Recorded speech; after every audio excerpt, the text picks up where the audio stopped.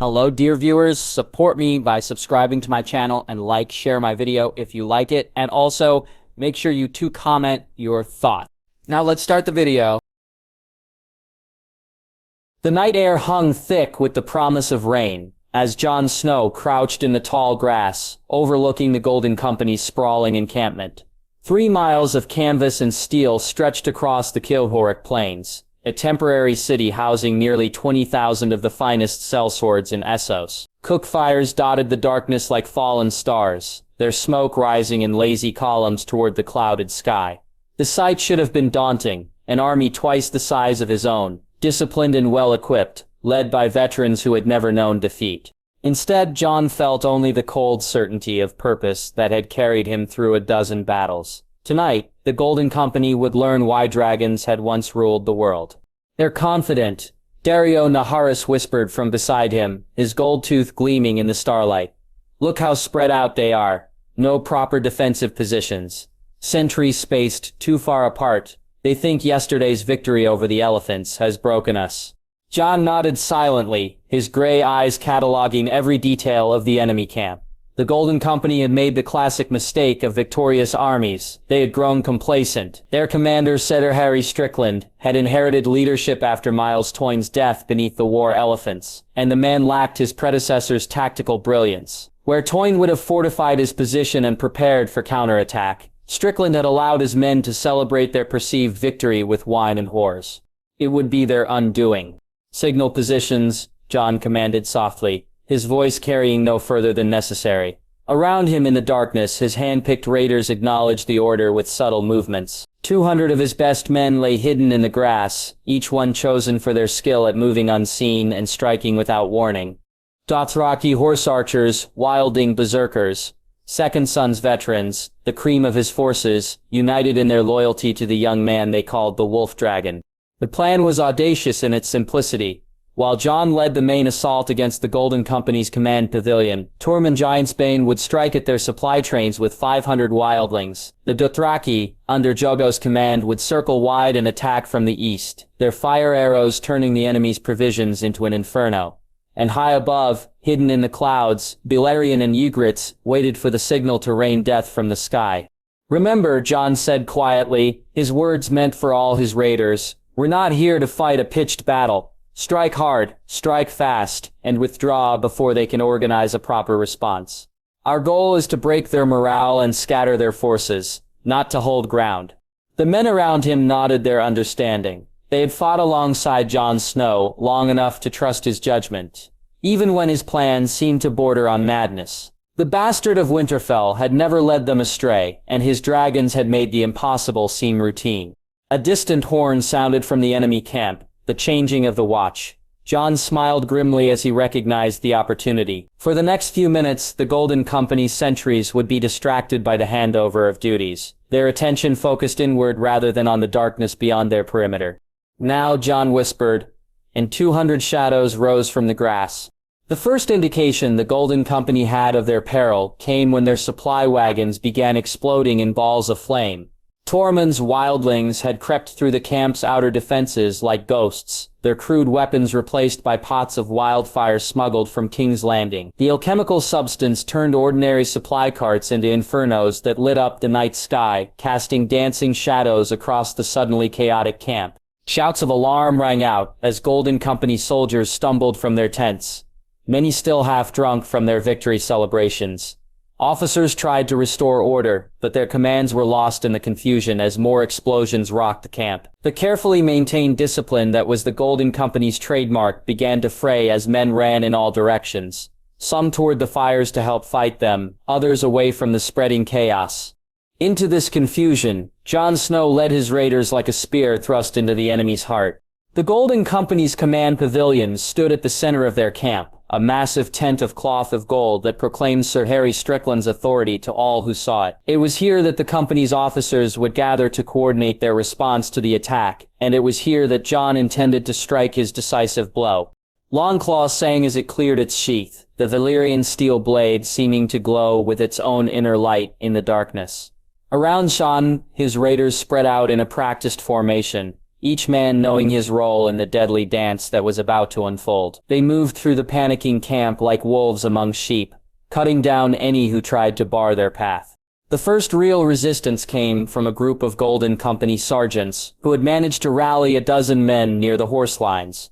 These were veterans, their discipline holding even in the face of chaos, and they formed a shield wall that blocked the raiders' advance toward the command pavilion. "Second sons, with me," Illyrio called out, his curved sword flashing as he led a charge against the enemy line. The Tyroshi sellsword fought with the fluid grace of a dancer, his blade finding gaps in armor with surgical precision. Behind him, his men struck with the coordinated fury of professionals, their weapons working in deadly harmony. But it was Jon himself who broke the enemy formation. The bastard of Winterfell came at them like a force of nature.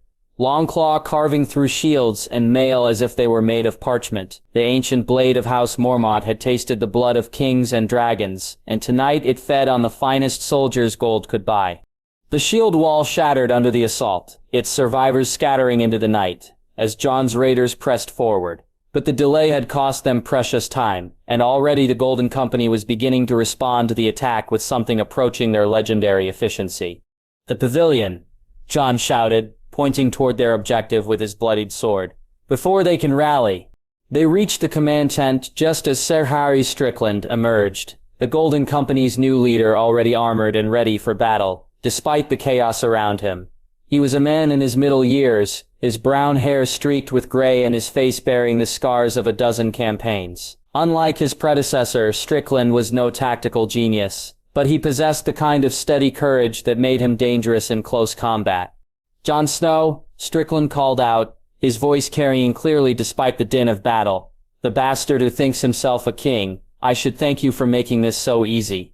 Around the pavilion, Golden Company officers and guards formed a defensive circle, their weapons gleaming in the firelight from the burning supply wagons. These were the company's elite, men who had served together for years, and fought in battles across 2 continents. They showed no fear as they faced Jon's raiders, their discipline holding firm even as their camp burned around them. "Surrender now," Jon replied, his gray eyes fixed on Strickland's face, "and I'll allow your men to join my cause with honor intact. Continue this fight, and I'll feed your corpses to my dragons." Strickland laughed, the sound harsh and mocking. "Brave words from a boy playing at war, but you've made a fatal mistake coming here tonight. My men may be scattered, but they're not broken. Even now, they're moving to surround your little raiding party. You'll not leave this camp alive." As if summoned by his words, the sound of marching feet echoed through the night as Golden Company soldiers began converging on their position. Jon could see torches moving in the darkness, hundreds of them, as the enemy's superior numbers began to tell. His raiders were skilled, but they were vastly outnumbered, and the element of surprise was rapidly fading. It was then that the dragon struck.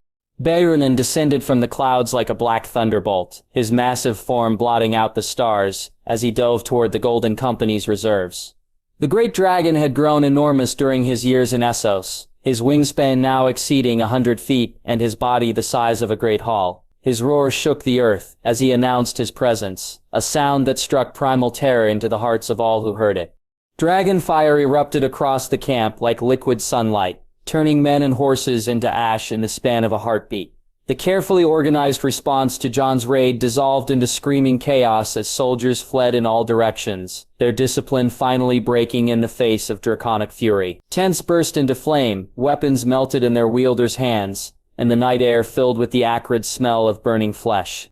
Ygritte followed her mate into the attack, her crimson and silver scales flashing like flame as she struck at the Golden Company's flanks. The female dragon was smaller than Balerion, but no less deadly, her flames hot enough to melt steel and her speed allowing her to strike and withdraw before the enemy could respond. Together the 2 dragons turned the battlefield into a vision of hell, their combined assault shattering the Golden Company's morale like glass.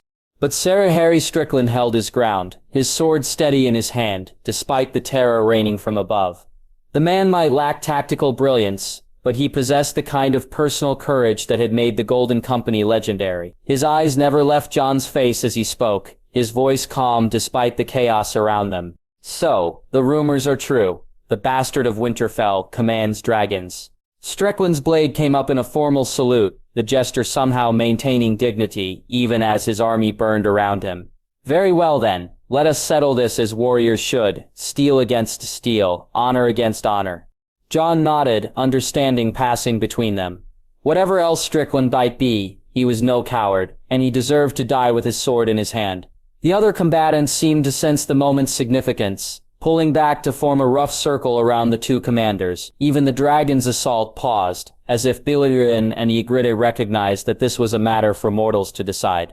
The duel that followed would be remembered in song and story for generations to come. Strickland fought with the measured skill of a lifetime soldier, his blade work economical and precise. He had learned his swordplay in the training yards of Westeros before taking the Golden Crown, and his technique bore the hallmarks of classical instruction: disciplined, methodical, and deadly effective.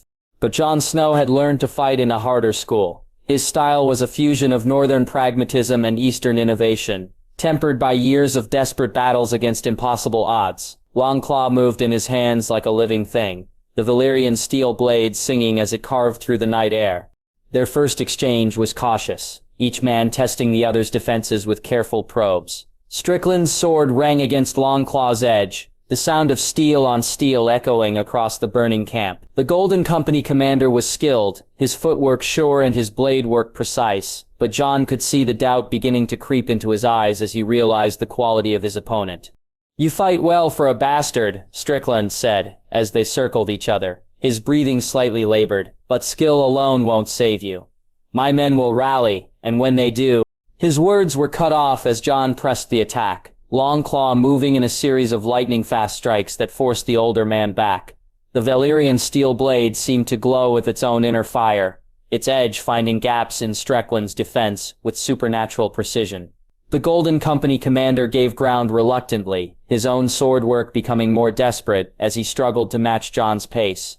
Around them, the battle raged with renewed fury, as more Golden Company soldiers arrived to reinforce their beleaguered comrades. But the dragon's assault had done its work, breaking the enemy's cohesion and turning their numerical advantage into a liability. Panicked men fled in all directions, spreading chaos through the ranks of those trying to restore order. Tormund's wildlings had completed their work among the supply trains, leaving a trail of burning wagons and scattered provisions in their wake.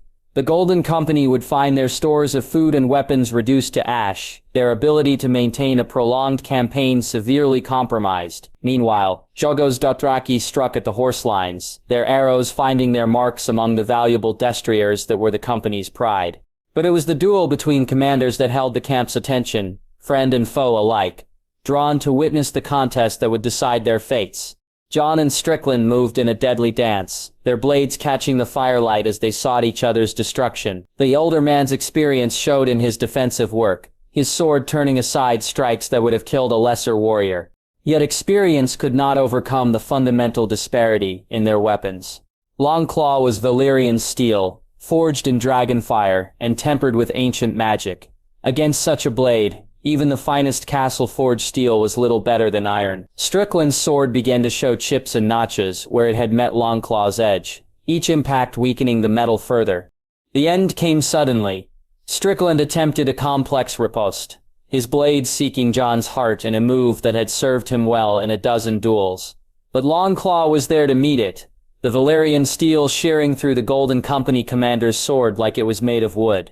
The broken blade spun away into the darkness, leaving Strickland defenseless before Jon's final thrust. Longclaw took the man through the heart, its point emerging from his back in a spray of crimson. Strickland looked down at the blade piercing his chest with something approaching wonder, as if he couldn't quite believe that his long career had finally come to an end. "Well fought," he whispered, blood frothing on his lips. "The company is yours by right of conquest. Treat them with honor." Jon nodded solemnly as he withdrew his blade, allowing Strickland's body to fall to the blood-soaked earth. The Golden Company commander had died, as he had lived, with courage and dignity, facing his fate without flinching. It was the kind of death that warriors dreamed of, and Jon found himself respecting the man even as he celebrated his victory. The effect of their leader's death on the Golden Company was immediate and catastrophic. The soldiers who had been rallying to Strickland's banner suddenly found themselves leaderless. Their chain of command shattered along with their commander's sword. Some continued to fight out of habit or desperation, but most simply laid down their weapons and waited to see what fate awaited them. "The Golden Company yields," Jon called out, his voice carrying across the burning camp. "Lay down your arms and you'll be treated with honor. Continue to fight and face the dragon's wrath." The response was swift and decisive. Weapons clattered to the ground as thousands of sellswords chose survival over a hopeless battle. The legendary Golden Company, unbroken for over a century, had finally met its match in the Bastard of Winterfell and his dragons. Their golden banners were lowered in defeat, their proud history brought to an end by dragon fire and Valyrian steel. As dawn broke over the Thoros plains, Jon stood among the ruins of what had once been the most feared mercenary company in the known world. The camp was a wasteland of ash and twisted metal, the Golden Company's supplies reduced to smoldering wreckage, but it was not the material destruction that mattered. It was the psychological impact of the victory that would echo across Essos. 10,000 survivors, Jorah Mormont reported as he approached Jon's position. "The rest are dead or scattered to the winds. Most are asking to join your cause rather than face exile or execution." Jon nodded thoughtfully as he surveyed the defeated army. The Golden Company had been his enemies, but they were also skilled soldiers whose loyalty could be bought with fair treatment and steady pay. Adding their numbers to his own would nearly double his forces, giving him the strength needed for the campaigns to come. "What of their officers?" he asked. "Most are dead or fled. A few have asked to speak with you personally. Veterans who served under Toyne remember him with respect. They're willing to transfer their allegiance if you'll have them." It was a generous offer, one that spoke to the pragmatic nature of sellsword culture. Loyalty in the mercenary companies was a commodity to be bought and sold, not a sacred bond that endured beyond death. The Golden Company's survivors had no shame in serving their conqueror. Indeed, many seemed relieved to have found a new employer so quickly. "Gather them," Jon commanded. "I'll speak to each man personally. Those who wish to join us will be welcomed with full honors. Those who prefer to seek their fortunes elsewhere will be given safe passage and a purse for their trouble." The process of integrating the Golden Company's survivors into Jon's army took the better part of the day. Each man was interviewed personally, his skills assessed, and his loyalty tested through careful questioning. Most proved eager to serve their new commander, impressed by his victory and drawn by stories of his generosity to those who served him faithfully. Among the officers who chose to stay was Sir Franklin Flowers, a bastard knight from the Reach, who had served as the Golden Company's quartermaster. The man was skilled at managing supplies and logistics, talents that would prove invaluable in the campaigns ahead. His knowledge of the Free City's politics and military capabilities made him doubly valuable. "The Triarchs won't take this defeat lightly," Flowers warned as he knelt before Jon to swear his oath of service.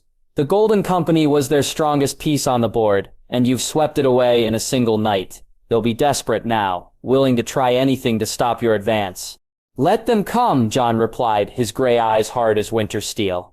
"I've broken their elephants and scattered their sellswords. Whatever they send next will meet the same fate." But even as he spoke the words, Jon knew the war was far from over.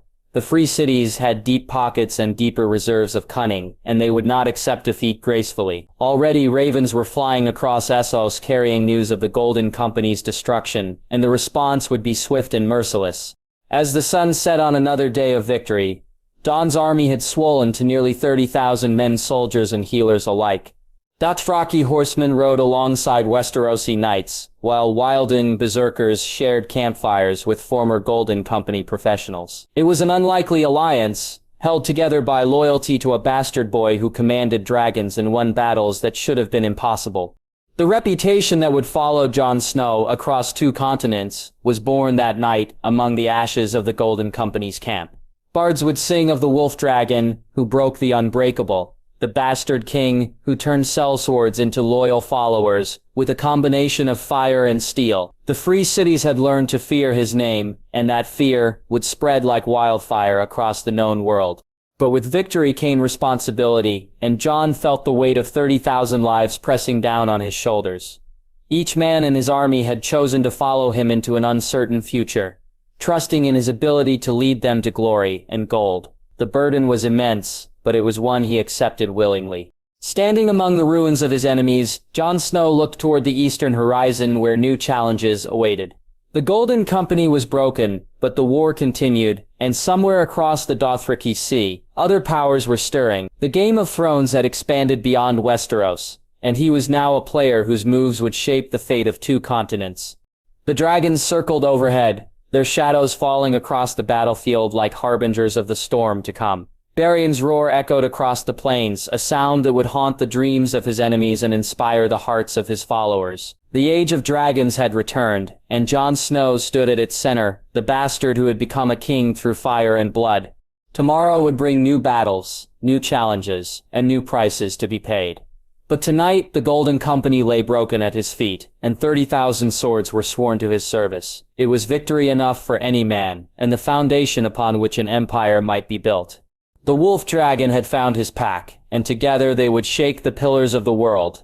The morning sun cast long shadows across the courtyard of the Red Temple, as Jon Snow stood before the great brazier, watching the flames dance and flicker in patterns that seemed almost alive. The fire priests claimed Roller spoke through these flames, revealing truths and futures to those who knew how to look. Jon saw only fire, beautiful, dangerous, and consuming everything it touched. "You're brooding again," came a familiar voice behind him. Jon turned to see Thoros of Myr approaching, his red robes rustling against the stone floor. The priest's weathered face bore the marks of too many battles and too much wine, but his eyes remained sharp and knowing. "I'm thinking," Jon replied, turning back to the flames. "There's a difference." "Aye, there is. Thinking leads to action. Brooding leads to regret." Thoros moved to stand beside him, both men staring into the fire. "What troubles you, Jon Snow?" Before Jon could answer, rapid footsteps echoed through the courtyard. Ser Jorah Mormont appeared, his face grim and urgent. Behind him came several of Jon's other companions, men who had sworn themselves to his cause in the months since they'd arrived in Volantis. "Jon," Jorah said without preamble, "we've received word from Pentos, news you need to hear." Jon turned from the fire, his hand instinctively moving to rest on Longclaw's pommel. "What news?" "Viserys Targaryen has returned to Pentos. He's under Illyrio Mopatis's protection, once again." Jorah's voice carried the weight of old loyalties and newer concerns. "But that's not all. Illyrio has arranged a marriage for the girl, Daenerys." The flames behind Jon seemed to roar higher, though no wind stirred them. "To whom?" "Khosrogo of the Dothraki. The ceremony is to take place within the fortnight." Jon felt something cold settle in his stomach, despite the warmth of the brazier at his back. He had heard tales of the Dothraki horse lords, who took what they wanted and left only ash and bones behind. The thought of a young girl, barely grown up, being handed over to such a fate made his jaw clench. "She's what? 13? 14? Jon's voice was carefully controlled, but those who knew him could hear the anger beneath. "Almost 15, about same as you, by most accounts," Jorah confirmed. "Viserys claims she's of age to wed." "Viserys would claim the moon was made of cheese if it served his purposes," Thoros muttered, stroking his beard. "The boy king has grown desperate in his exile. Desperate men make foolish bargains." Jon turned away from them all, staring out across the courtyard where his men practiced with sword and spear. In the distance he could see the massive forms of Ygritte and Balerion perched atop the temple's highest towers, their scales gleaming like polished metal in the morning light. Ygritte had grown to the size of a small building now, her wingspan easily covering the width of the courtyard when fully extended. Balerion was even larger, the size of a great hall, with wings that spanned 100 feet when spread. They were magnificent and terrible, symbols of power that made men kneel and kingdoms tremble. But what good was power if it wasn't used to protect the innocent? "It's slavery," Jon said finally, his voice carrying across the courtyard, dressed in silk and ceremony, but slavery nonetheless. "The Dothraki don't see it that way," Jorah said carefully. "To them it's an alliance, a trade of horses and warriors for a bride with royal blood." "And what does the bride think of this trade?" Jon's voice was sharp with sarcasm. "Has anyone bothered to ask Daenerys Targaryen what she wants?" The silence that followed was answer enough. Jan began to pace, his mind racing through possibilities and consequences. He had come to Essos to build something new, to gather power and allies for the wars he knew were coming. Getting involved in Targaryen family politics seemed like folly, but letting a child be sold into what amounted to sexual slavery seemed worse. "There's more," Jorah said reluctantly. "Illyrio has been spreading word of the marriage throughout the Free Cities. He's calling it the return of the Dragon Kings, claiming that Drogo's Khalasar will help Viserys reclaim the Iron Throne." "With what?" Jon laughed bitterly. "The Dothraki fear the sea. They call it the poison water. How does Viserys expect to cross the narrow sea, with a horde that won't set foot on a ship?" "Perhaps he doesn't," Thoros said thoughtfully. "Perhaps Illyrio has other plans. The Magister is known for his layered schemes." Jon stopped pacing and looked at his companions. These were good men, loyal men who had followed him across the narrow sea and sworn themselves to his cause. They deserved to know what he was thinking. "I want to intervene," he said simply. The reaction was immediate. Several men began speaking at once, voices raised in concern and protest. Jorah held up a hand for silence. "Jon," the older knight said carefully, "I understand your feelings, but we must think of the larger picture. We have our own plans, our own goals. Getting involved in this could complicate everything." "Could it?" Jon asked. "Or could it be exactly what we need?" He gestured toward the dragons perched above them. "We have power. Yes, but power without purpose is just destruction waiting to happen. What message does it send if we stand by and watch a child be sold like a broodmare?" "It sends the message that you're wise enough to pick your battles," said Sir Richard Horp, one of the former Queen's men who had joined Jon's cause. "There will always be injustices in this world. We cannot right them all." "No," Jon agreed, "but we can right this one." Thoros stepped forward, his expression grave. "Jon, if you save her, you bind your fate to hers. The girl is a Targaryen, dragon's blood runs in her veins. Such blood calls to power, and power calls to dragons. Are you prepared for what that might mean?" Jon considered the priest's words. He had felt something when he first heard Daenerys Targaryen's name, months ago, a stirring in his blood that he couldn't quite explain. The dragons had felt it too. He'd seen the way their heads turned when her name was spoken, as if they were listening to something he couldn't hear. "If I let them sell her," Jon said finally, "I am no better than the lords I swore to replace. What good is having dragons if I won't use them to protect the innocent?" The courtyard fell silent, except for the distant sound of steel on steel, as men continued their practice. Above them, Yuri let out a low rumble that seemed to shake the very stones of the temple. "Very well," Jorah said with a sigh. "If you are determined to do this, we need a plan. Pentos is a free city, but it's also Illyrio's stronghold. He has sellswords, connections, and enough gold to buy armies. We can't simply fly in and demand the girl." "Can we?" Jon asked with a slight smile. "I have dragons. That tends to make negotiations simpler." "Dragons make everything more complicated," Thoros warned. "Trust me on this. I've seen what happens when fire and blood enter a situation. It rarely ends quietly." Jon nodded, accepting the wisdom in the priest's words. "Then we'll be subtle. For now." Over the next several hours, they planned. Jon's network of informants and allies had grown considerably during their time in Volantis. Merchants, sellswords, former slaves, and even some of the city's nobles had found reasons to support the young man with dragons. Information flowed freely to those who knew how to ask for it. By evening, they had a clearer picture of the situation in Pentos. Viserys had indeed returned to Illyrio's manse. Bringing his sister with him, the Magister had been entertaining a steady stream of visitors, Dothraki riders scouting for their cow representatives from various free cities, and even some merchants from Westeros who claimed to support the Targaryen cause. "It's a show," Jon realized as they reviewed the intelligence. "Illyrio is putting on a performance, making it seem like Viserys has more support than he actually does." "To what end?" asked Sir Davos. Seaworth, who had arrived in Volantis only a week prior with news from Westeros, and a small group of men loyal to Stannis Baratheon's memory. "To drive up the price," Jorah answered grimly. "The more valuable Viserys appears, the more Drogo will be willing to pay for his sister." Jon felt his anger flare again, but he forced it down. Anger was a luxury he couldn't afford, not if he wanted to save Daenerys Targaryen. "We leave for Pentos tomorrow," he decided. "A small group myself, Jorah, Thoros, and perhaps a dozen men. We'll travel as merchants, keep our identities hidden until we understand the situation better. And the dragons? Davos asked. Jon looked up at the massive forms perched above them. They stay here, for now. If we need them, they'll come. That night, Jon found himself unable to sleep. He walked the corridors of the Red Temple, past chambers where his men rested and rooms where priests tended the sacred flames. The temple had become something of a headquarters for his growing movement. A place where former slaves, displaced nobles, and ambitious sellswords could gather under the protection of Rhaeor's fire.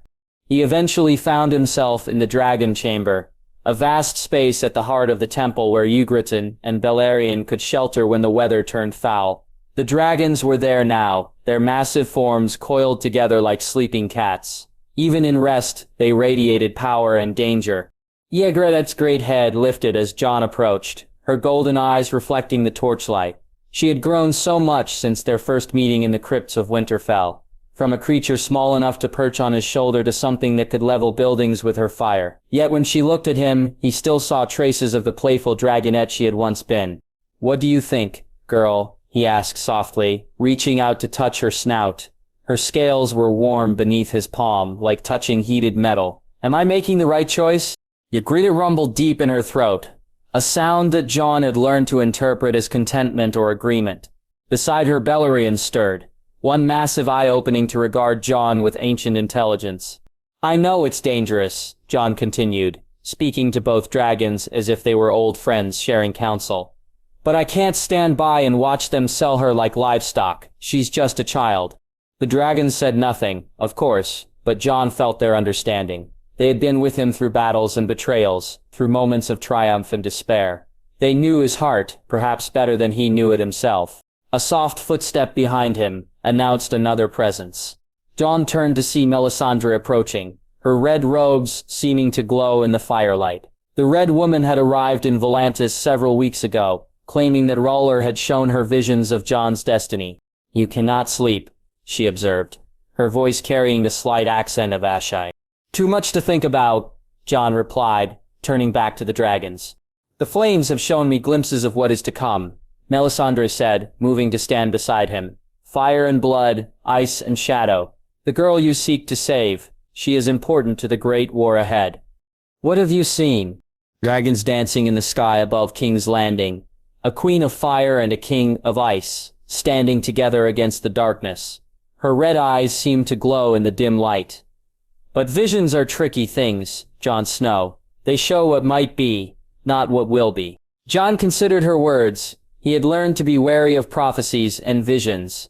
They had a way of twisting themselves into shapes that no one expected.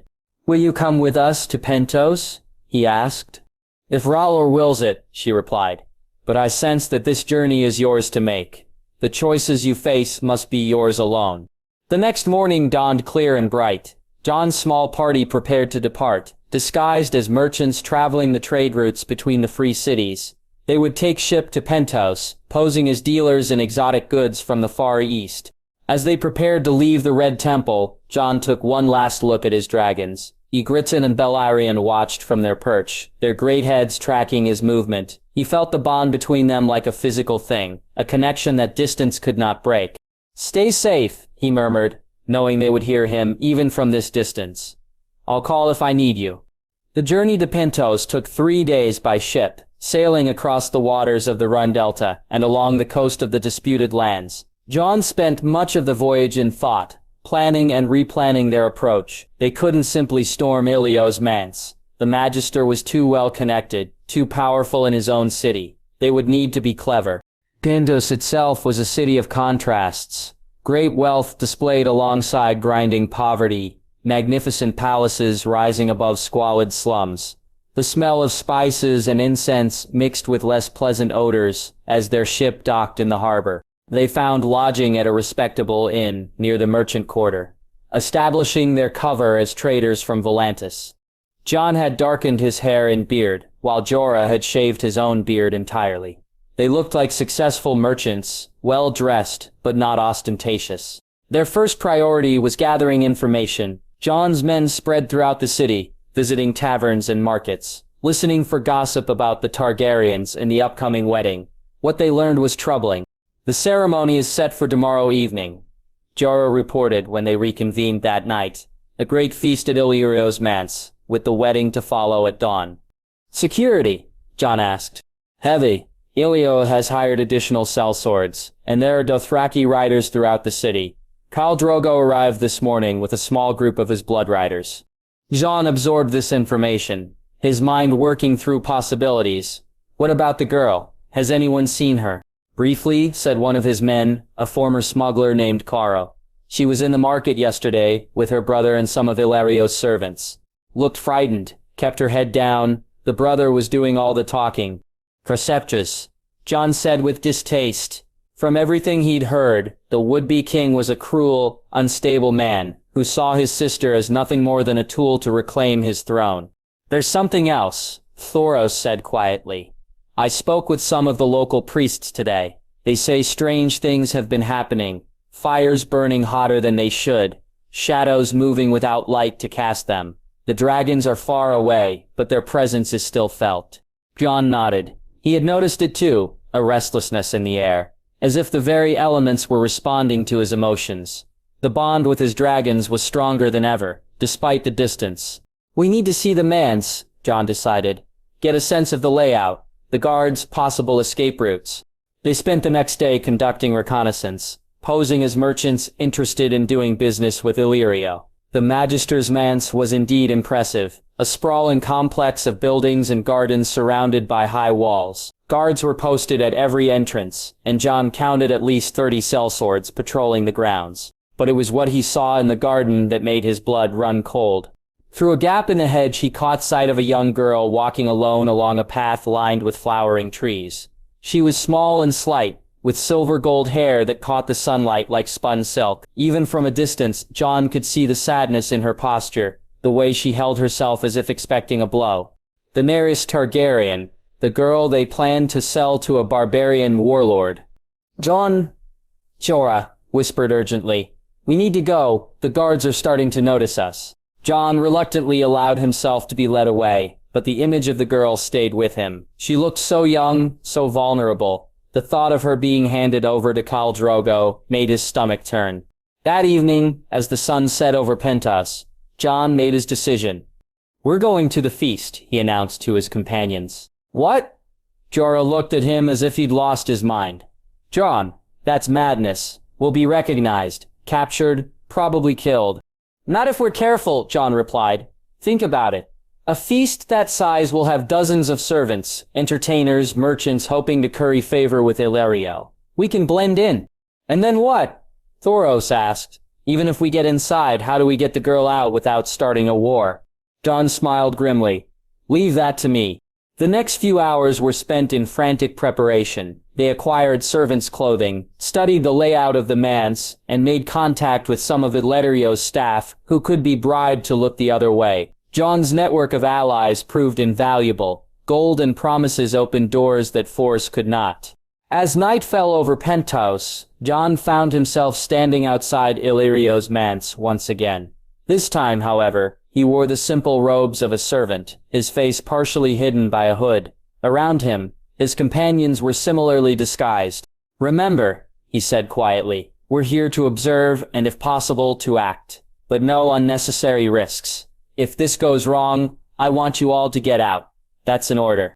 They entered through the servants' entrance, blending in with the stream of workers, preparing for the great feast. The manse was alive with activity, cooks rushing to prepare elaborate dishes, servants arranging flowers and hangings, musicians tuning their instruments.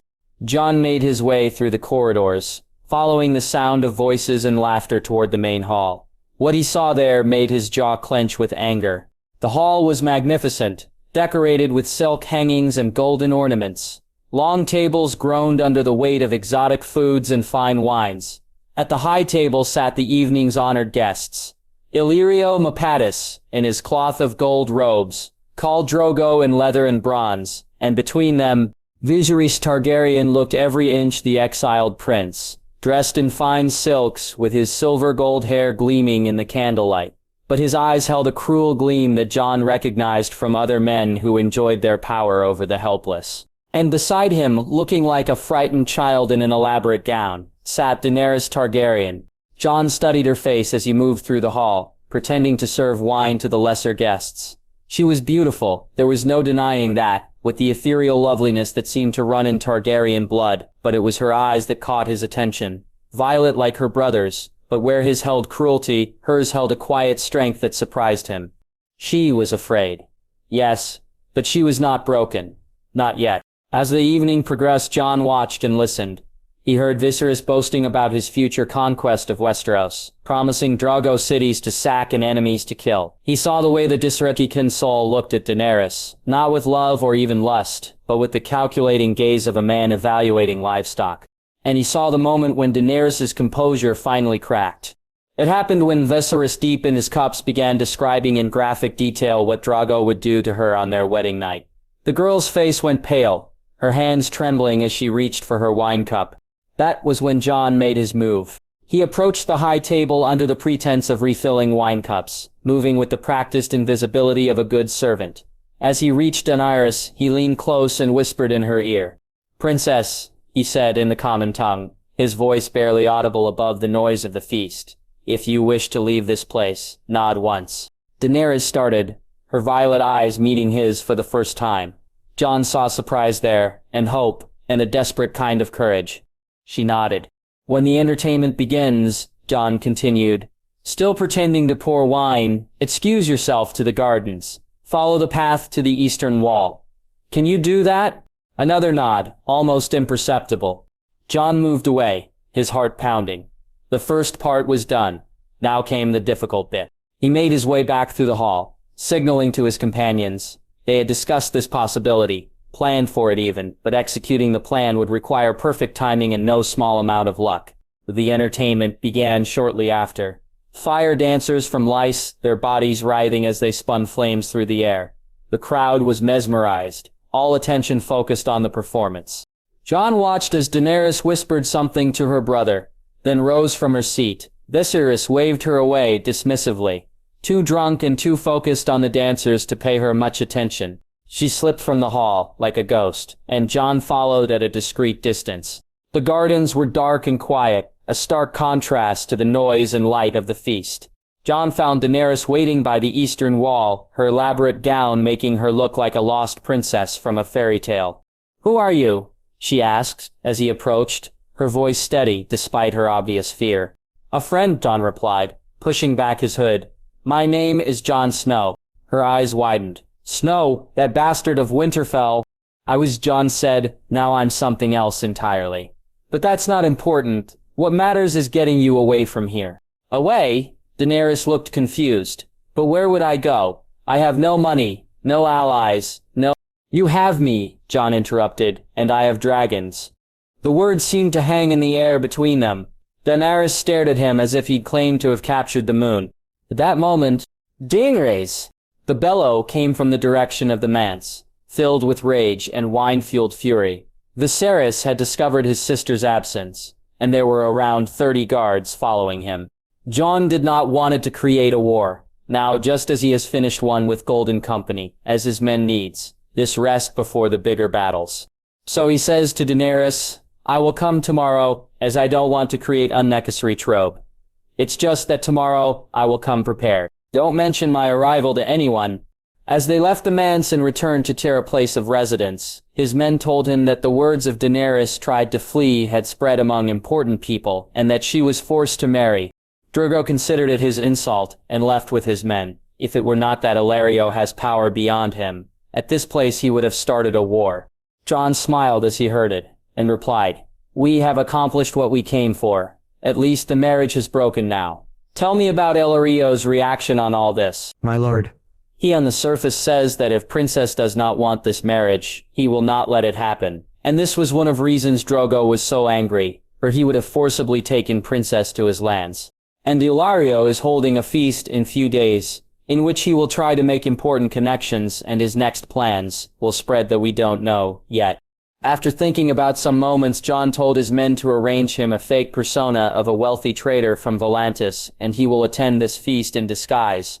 The morning air in Pentos carried the scent of orange blossoms and sea salt as Jon Snow made his way through the winding streets of the merchant quarter. He had returned to the Free City under different circumstances than his dramatic rescue flight. This time he came as an invited guest, though few knew his true identity. Word had spread through the right channels that a wealthy young merchant from Volantis, one with connections to the dragon rider bastard of Winterfell whispered about in taverns, would be attending Magister Illyrio's feast. Jon adjusted the fine silk doublet he wore, the deep blue fabric embroidered with silver thread in patterns that suggested waves and clouds. His hair had been styled in the Pentoshi fashion, and a carefully trimmed beard changed the shape of his face, enough to make recognition unlikely. Beside him walked Ser Jorah Mormont, similarly disguised as a successful trader, while a handful of Jon's most trusted men followed at a discreet distance. "Are you certain about this?" Jorah murmured as they approached the gates of Illyrio's manse. "After what happened yesterday, security will be exactly as it should be for a man who believes his prize has simply run away." Jon interrupted quietly. "Illyrio thinks Daenerys fled on her own, probably to avoid the marriage. He has no reason to suspect dragons were involved." The manse looked much the same as it had during Jon's previous reconnaissance, though he noted additional guards at the entrances and a general air of tension among the servants. They were admitted without incident, their forged credentials and carefully crafted backstory holding up under scrutiny. Jon had spent considerable gold and effort establishing his merchant persona over the past few days, creating a network of associates and transactions that would satisfy even careful investigation. The great hall had been prepared for another feast, though this one was smaller and more intimate than the wedding celebration that never was. Perhaps 30 guests mingled among the silk hangings and golden ornaments, their conversations creating a low buzz of voices in multiple languages. Jon's eyes swept the room, cataloging faces and positions with the instincts of a man who had survived too many dangerous situations to take anything for granted. He spotted Viseris almost immediately. The would-be king stood near a window, his silver-gold hair catching the afternoon light as he spoke, animatedly, with a group of Pentoshi merchants. Even from across the room, Jon could see the manic energy in the young man's gestures, the way his eyes darted constantly around the hall as if searching for threats or opportunities. "There," Jorah said softly, nodding toward a shadowed alcove near the far wall. Jon followed his gaze and felt his breath catch. Daenerys Targaryen sat alone on a cushioned bench, her small form nearly lost in the elaborate purple gown she wore. Her silver-gold hair had been braided with pearls and small gemstones, but the finery couldn't hide the fragility in her posture or the way she seemed to shrink into herself whenever someone passed too close. She looked even younger than she had previously, if such a thing were possible. The brief spark of courage he had seen during their escape seemed to have been extinguished, leaving behind only a frightened child trying to make herself invisible. "She's terrified," Jon observed, his jaw tightening as he watched Viserys glance in his sister's direction with obvious irritation. "Can you blame her?" Jorah replied. Her brother probably spent last night convincing her that her disappearance was somehow her fault. Men like Viserys need someone to blame for their failures. Dorn made his way across the hall, accepting a cup of wine from a passing servant, and exchanging pleasantries with other guests as he gradually worked his way toward Daenerys' alcove. He was careful not to approach directly too much attention. Too quickly would only alarm her further. When he finally reached the shadowed corner where she sat, Jon settled onto a nearby chair, as if simply seeking a quiet place to rest. For several minutes he said nothing, simply sipping his wine and observing the other guests. He could feel Daenerys' eyes on him, quick glances that she thought he didn't notice. "You look as though you'd rather be anywhere else," he said finally, his voice pitched low enough that only she could hear. Daenerys started slightly, her violet eyes widening as she looked at him properly for the first time. Jon saw the moment of recognition, followed immediately by confusion and fear. I don't," she began, then stopped, glancing nervously toward where her brother held court. "It's all right," Jon said gently. "I'm not here to cause trouble. I simply wanted to see how you were faring." "How I'm?" Daenerys' voice was barely above a whisper. "You're him, the one with the dragon's one who wanted to take me away. I am sorry I did not spread any news. It was the guards secretly following me. But do not worry. I told them that I hired someone to flee. They do not know it were you." "Viserys said you were a sellsword. A pretender who..." Your brother says many things, Jon interrupted softly, most of them untrue. My name is Jon Snow, and I am exactly who I claimed to be when we met in the garden. Daenerys looked around nervously, as if expecting guards to materialize from the shadows. You shouldn't be here. If Viserys sees you, if he realizes, what will he do? Jon asked, genuine curiosity in his voice. Challenge me to single combat. Demand satisfaction for imagined slights. Your brother is many things, princess, but he's not stupid enough to make an enemy of someone who commands grown dragons. The words seemed to hang in the air between them. Daenerys' eyes grew distant, as if she were imagining the feel of dragon scale beneath her hands, the rush of wind and the ground falling away beneath them. I dream about it, she said suddenly, so quietly that Jon had to lean forward to hear her. Flying. The freedom of it. Sometimes I wake up and for just a moment, I forget where I am. I think I'm still up there, above the clouds, where nothing can touch me. Jon felt something twist in his chest at the longing in her voice. It doesn't have to be just a dream. Doesn't it? Daenerys looked at him with eyes that seemed far too old for her face. I'm a Targaryen, but I'm also a girl with no power, no allies, no choices. The Septons reminds me of that every day. I exist to serve his ambitions. Nothing more. You are no one's coin to trade, Jon said firmly, his voice carrying a quiet intensity that made her look at him sharply. You are a person with your own thoughts and desires and dreams. No one, not your brother, not Illyrio, not anyone has the right to sell you like livestock. Daenerys stared at him for a long moment, her lips parted slightly in surprise. You really believe that? She said wonderingly. It's not just words to you. No, Jon confirmed. It's not just words. Their conversation was interrupted by the approach of footsteps. Jon looked up to see Viserys striding toward them, his face flushed with wine and anger. The would-be king had clearly noticed his sister speaking with a stranger, and had come to investigate. Daenerys, Viserys said sharply, his voice carrying the crack of authority. Who is this? Why are you speaking with him? Jon rose smoothly from his chair, offering a polite bow that was neither too deep nor too shallow. Your Grace, he said, using the title that Viserys craved to hear. I am Aegon Rivers, a merchant from Volantis. I was simply complimenting your sister on her beauty and grace. Viserys' eyes narrowed as he studied Jon's face. There was something familiar about the stranger, something that nagged at the edge of recognition, but the disguise held. Rivers? A bastard name from the Riverlands. What business does a Westerosi bastard have in Pentos? Trade, your grace. The same business that brings most men to the free cities. Jon's voice remained level and respectful, giving no hint of the contempt he felt for the man before him. I deal in rare goods, silks, spices, occasionally more exotic items. Exotic items? Viserys' interest was clearly piqued. What sort of exotic items? Jon smiled slightly. The sort that kings and princes might find useful in reclaiming their birthright. It was a calculated risk, playing to Viserys' obsessions, but Jon needed to establish his credentials as someone worth knowing. The bait worked. Viserys' entire demeanor changed, becoming suddenly eager and calculating. Indeed? Perhaps we should speak privately. There are matters of mutual interest we might discuss. I would be honored, your grace, Jon replied. But perhaps after the feast, I wouldn't want to monopolize your time when you have so many other guests to attend to. Viserys nodded, clearly pleased by the deference. Yes, of course. Later then, he turned to his sister, his voice becoming sharp again. Daenerys, come. Magister Illyrio wishes to present you to some potential business partners.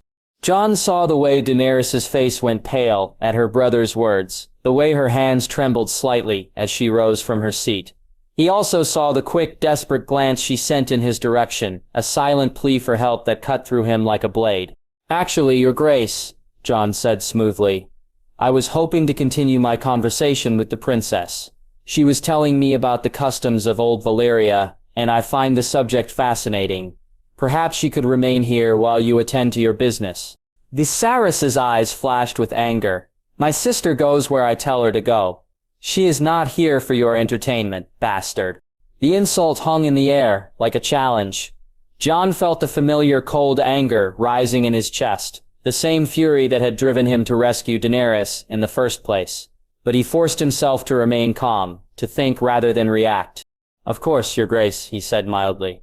"I meant no offense. I simply thought the princess might enjoy a respite from the more commercial discussions." "Commercial?" Viserys' voice rose slightly, drawing glances from nearby guests. "What do you know of my affairs, merchant?"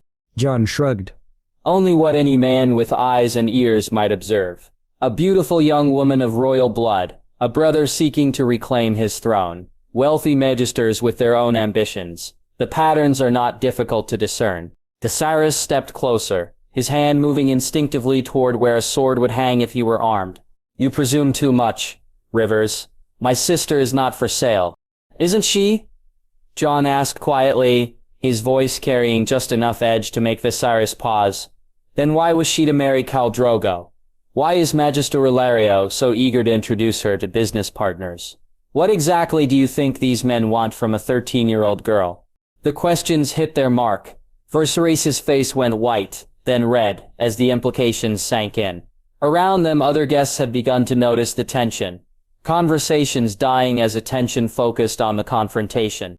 "How dare you?" Viserys whispered, his voice shaking with rage.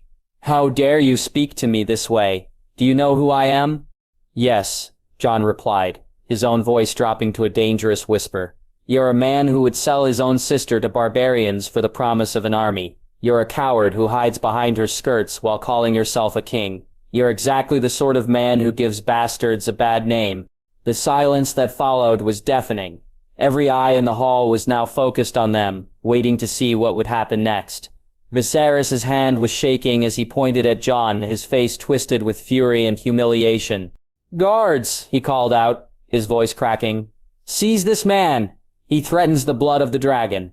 But the guards didn't move. They looked to Illyrio, who had appeared at the edge of the crowd, his face carefully neutral. The Magister studied the scene for a moment, then shook his head slightly.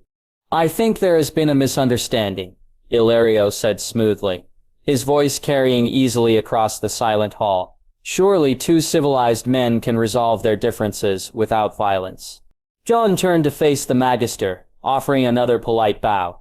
"Magister Illyrio, I apologize for the disturbance. I fear I spoke too freely about matters that are not my concern."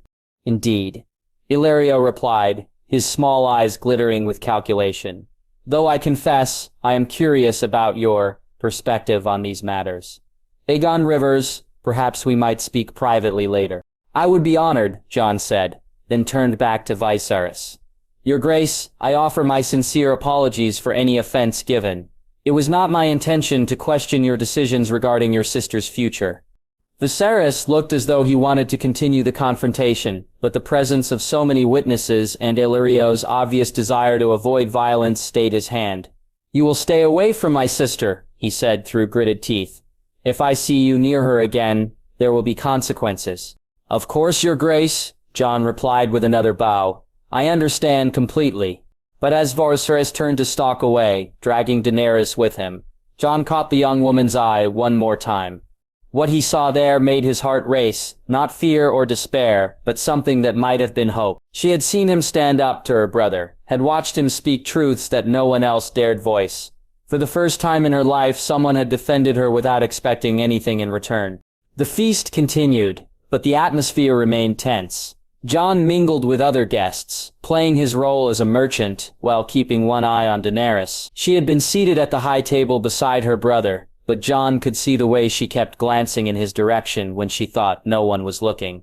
As the evening wore on, Jon found himself in conversation with various Pentoshi merchants and minor nobles, all eager to learn more about the mysterious trader from Volantis. He played the part well, discussing trade routes and market conditions while gathering information about the political situation in the free cities. It was during one such conversation that he noticed Daenerys slip away from the high table. Viserys was deep in discussion with Illyrio and several other men, his attention focused entirely on whatever scheme they were hatching. The princess moved like a ghost through the crowd, making her way toward the gardens. Jon waited several minutes before following, not wanting to draw attention to their meeting. He found her in the same alcove where they had first spoken, standing beneath a flowering tree with her arms wrapped around herself, as if she were cold. You shouldn't have done that, she said without turning around. Viserys will make me pay for your words. Then don't go back to him, Jon said simply. Daenerys turned to face him, her violet eyes wide with something between hope and terror. What are you saying? I'm saying you have choices, princess. You don't have to live in fear of your brother's rages or submit to whatever marriage he arranges for his own benefit. There are other paths. What paths? She asked desperately. I have no money, no allies, nowhere to go. Viserys is all the family I have left. Family doesn't sell you to the highest bidder, Jon said firmly. Family protects you, supports you, helps you become the person you're meant to be. What Viserys does to you isn't love, it's abuse. Daenerys was quiet for a long moment, her eyes fixed on the ground. When she spoke again, her voice was barely above a whisper. Sometimes I dream of flying away on dragon wings, of finding a place where no one knows my name or cares about my bloodline. Somewhere I could just be me. That place exists, Jon said gently. I can show it to you, if you want. She looked up at him then, and Jon saw something in her expression that took his breath away. It wasn't just gratitude or hope, it was the beginning of something deeper, a connection that went beyond their shared moment of flight, 3 days ago. Why? She asked. Why do you care what happens to me? You barely know me. Jon considered the question, searching for words that would convey the truth without frightening her. Because everyone deserves to be free, he said finally. Because you're brave and kind and intelligent, and the world needs more people like that in positions of power. Because when I look at you, I don't see a pawn in someone else's game. I see a queen. The word hung between them like a promise. Daenerys stared at him with wonder, as if he had just revealed some impossible truth. A queen, she repeated softly, not a princess to be sold, but a queen in my own right. Yes, Jon confirmed. A queen who rules because she chooses to, not because she was forced into it. A queen who protects the innocent and fights for justice. And you think I could be that person? I know you could. They were interrupted by the sound of approaching footsteps. Jon tensed, ready to defend Daenerys if necessary, but it was only Jorah who appeared from the shadows. Jon, the older knight said urgently. We need to leave. Now, Viserys has been asking questions about you. And some of the guards are starting to look suspicious. Jon nodded, then turned back to Daenerys. I have to go, but this isn't over. Think about what I've said, princess. Think about what you want your life to be. Wait, she said as he turned to leave. How will I find you? How will I know? You'll know, Jon said with a slight smile. When you're ready to claim your birthright, I'll be there. As Jon and Jorah made their way back through the manse, they could hear raised voices from the great hall. Viserys had clearly discovered his sister's absence, and was working himself into another rage. Daenerys, his voice echoed through the corridors. Where is she? Find her now. Jon quickened his pace, but they were almost to the exit when Viserys appeared at the end of the corridor. Flanked by several guards, the would-be king's face was flushed with wine and fury, his silver hair disheveled. You! Viserys pointed at Jon with a shaking finger. Where is my sister? What have you done with her? I don't know what you mean, your grace, Jon replied calmly. I've been in the Great Hall all evening. Liar, Viserys snarled. She was seen speaking with you in the gardens. Guards, search him. Search them both. But before the guards could move, Daenerys appeared at the other end of the corridor, her face pale but composed. I'm here, Viserys. I was simply getting some air. Viserys whirled to face his sister, his rage finding a new target. You were told to stay at the high table. You were told not to wander off. I'm sorry, Daenerys said quietly, but Jon could hear the steel beneath her words. I felt unwell and needed fresh air.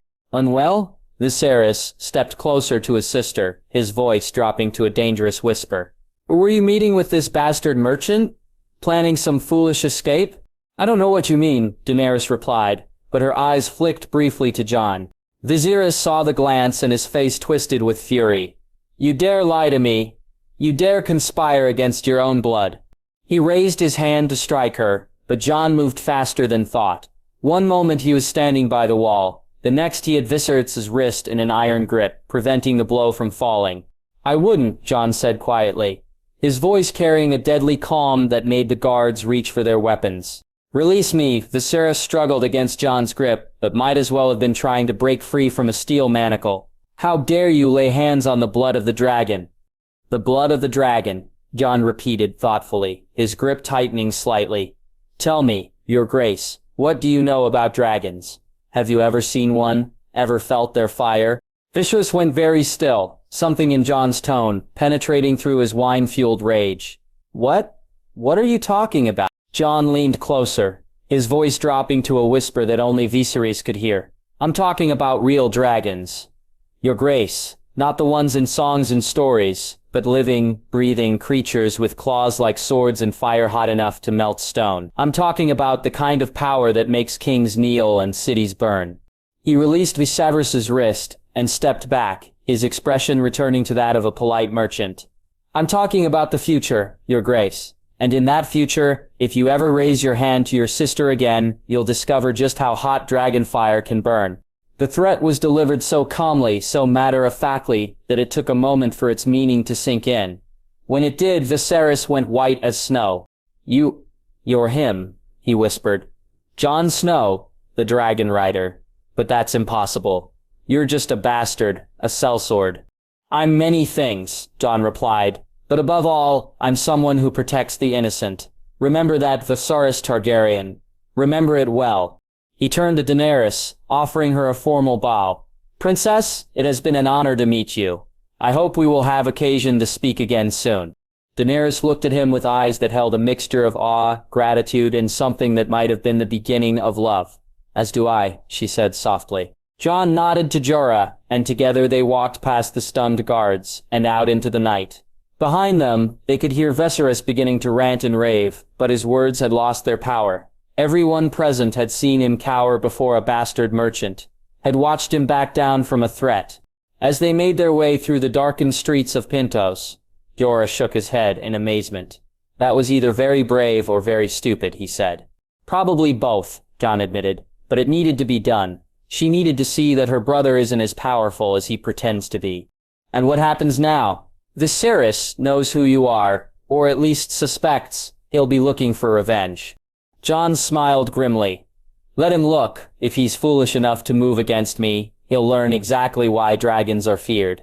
They walked in silence for a while, making their way back to the inn where they stayed.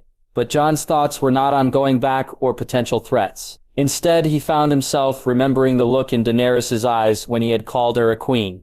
The wonder, the hope, the sudden blossoming of possibility.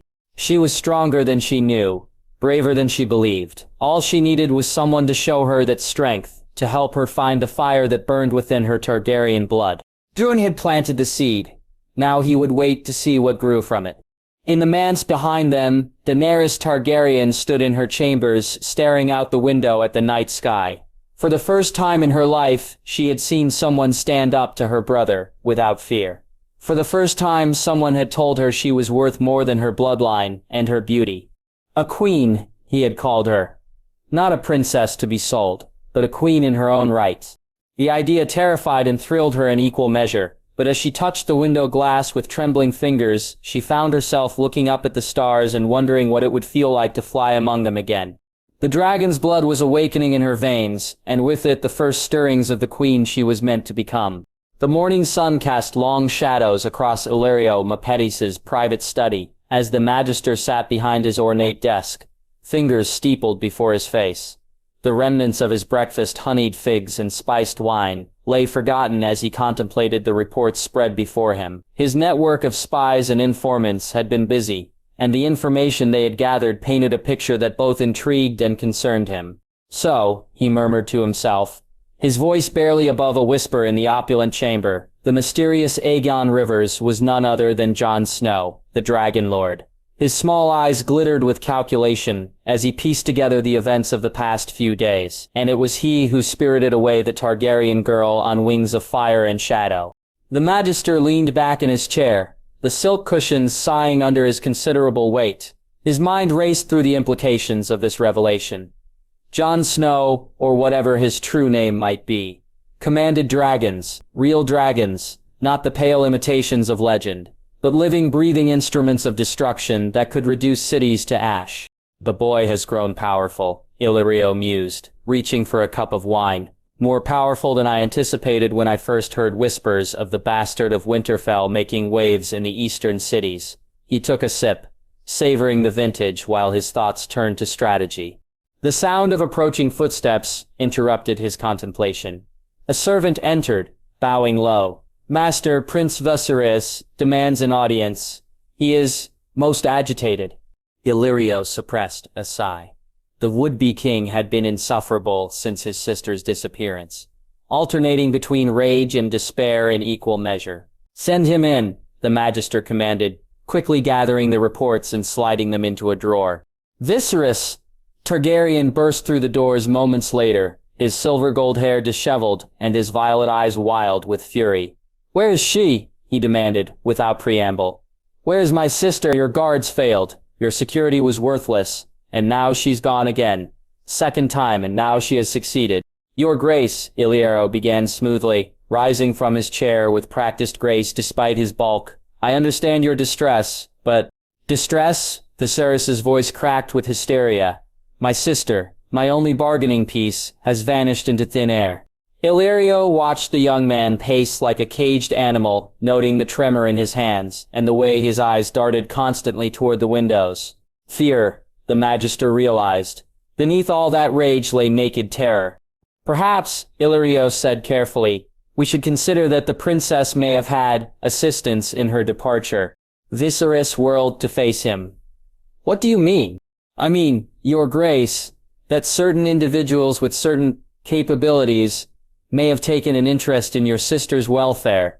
The magister let the words hang in the air, watching as understanding dawned in Viserys's eyes. "The Dragon Rider," Viserys whispered, his face going pale. "That bastard merchant. He threatened me, and now he's stolen her." "It would appear so," Illyrio confirmed. "My sources suggest that the man calling himself Aegon Rivers was indeed the one responsible for the princess's liberation." Viserys sank into a chair, his bravado crumbling like ancient parchment.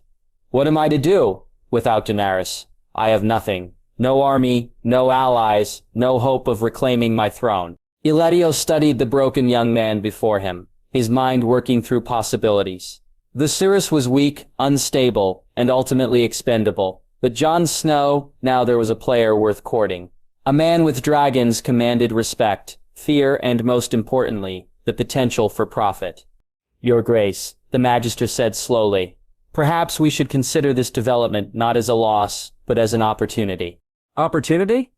Viserys looked at him as if he'd gone mad. "How is losing my sister an opportunity?"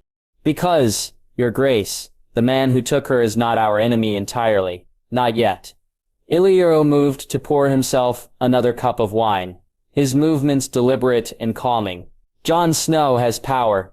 Yes, but he also has principles. He rescued your sister because he saw her as a victim in need of protection. Such a man might be reasoned with." Viserys's eyes narrowed. "You're suggesting we negotiate with the bastard who humiliated me?" "I'm suggesting, Your Grace, that we adapt to changing circumstances. The Game of Thrones is not won by those who cling to rigid plans, but by those who bend like reeds in the wind." Illyrio returned to his seat, leaning forward slightly. "Consider this. Your sister is now under the protection of a dragon lord. She is safer than she has ever been, and her value, should we play this correctly, may have actually increased." Before Viserys could respond, another servant appeared at the door. "Master," the man said nervously, "there is a ship approaching the harbor. The lookouts report dragons." Illyrio felt a thrill of anticipation course through him. "It seems our discussion may be more timely than anticipated. Your Grace, I suggest you retire to your chambers while I handle this matter." "I will not hide from that bastard," Viserys snarled, some of his fire returning. "You will," Illyrio said firmly, his voice carrying an edge of steel that few ever heard from the genial magister. "Because your life may depend on it. Jon Snow has already demonstrated his willingness to use force when he deems it necessary. Do not give him cause to deem it necessary again." Viserys opened his mouth to argue, but something in Illyrio's expression stopped him. With a curse, he stormed from the room, leaving the magister alone with his thoughts. "Now comes the delicate part." Illyrio mused as he prepared for what would undoubtedly be a most interesting conversation. An hour later, Illyrio stood in his gardens, watching as two massive shapes circled overhead before settling on the grounds, with earth-shaking thuds.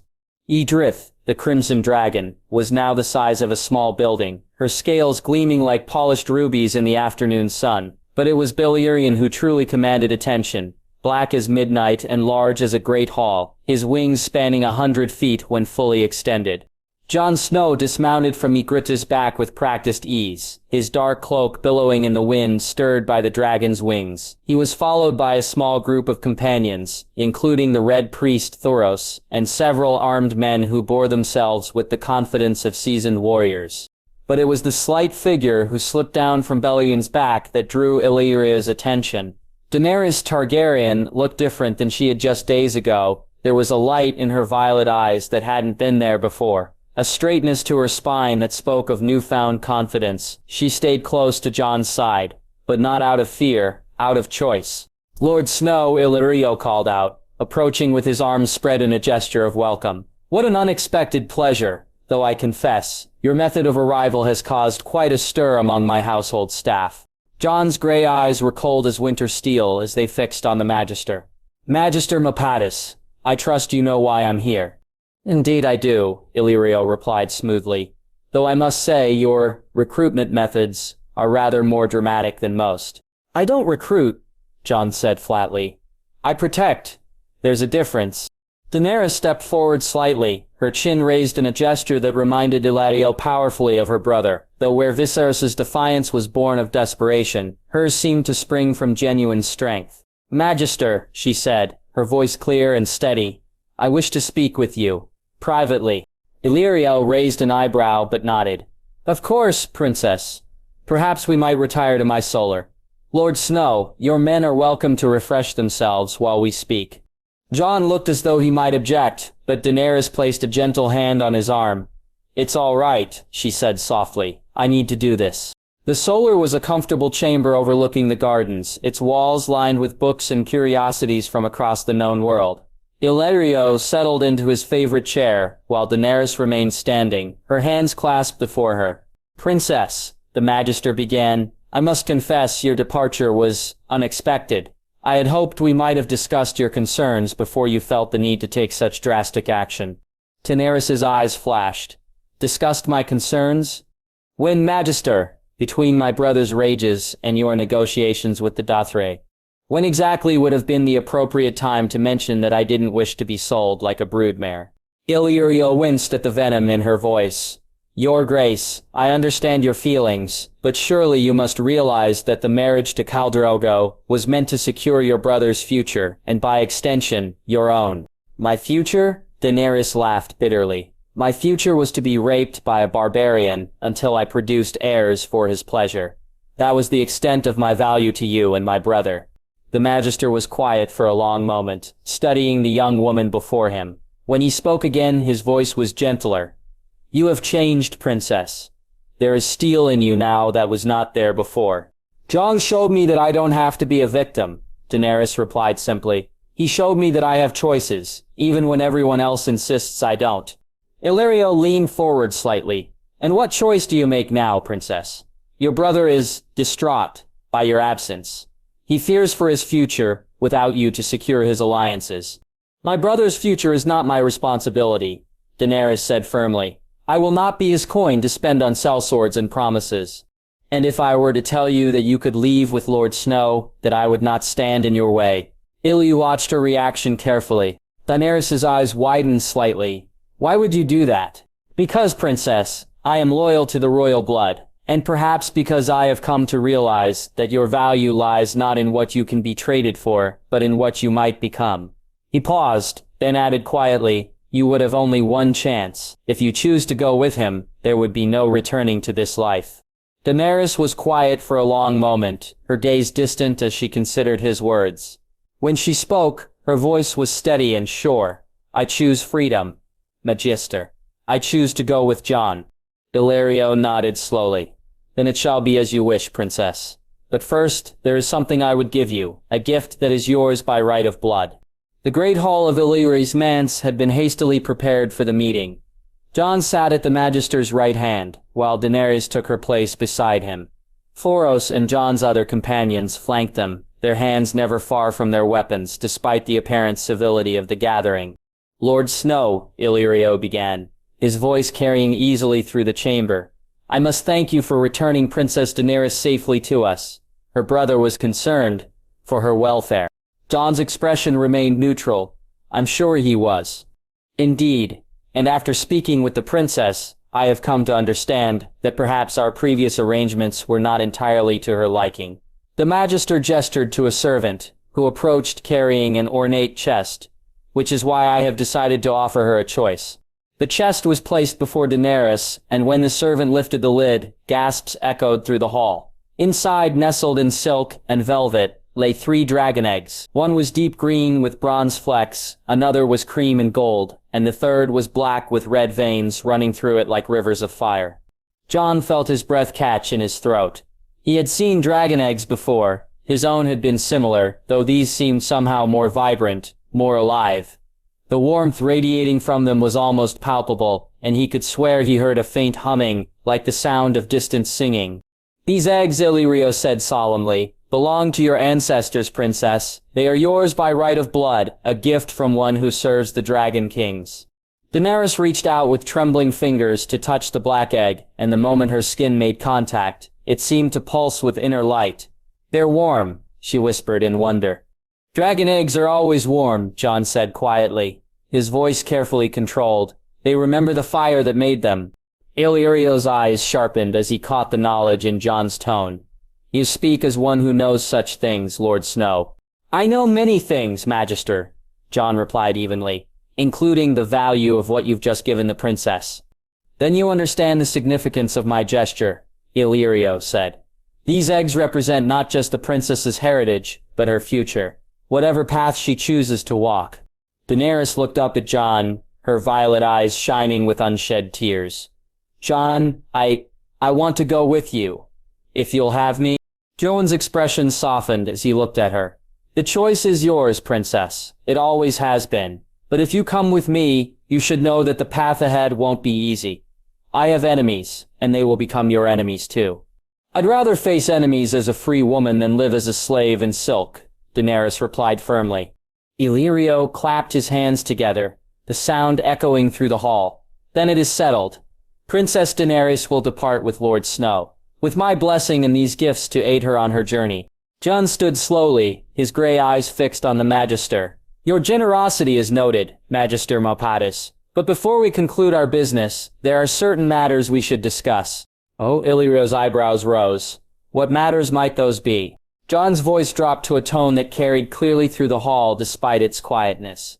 "I'm establishing new rules in this part of the world, Magister. Rules about slavery, about the treatment of the innocent, about justice. Pentos has been cooperative in the past, and I would prefer to keep our relationship cordial." The implied threat hung in the air like smoke. Illyrio felt a chill run down his spine as he realized the full implications of Jon's words. He's not just making a request, the Magister thought. He's drawing a line in the sand, and those dragons outside are his way of emphasizing the consequences of crossing it.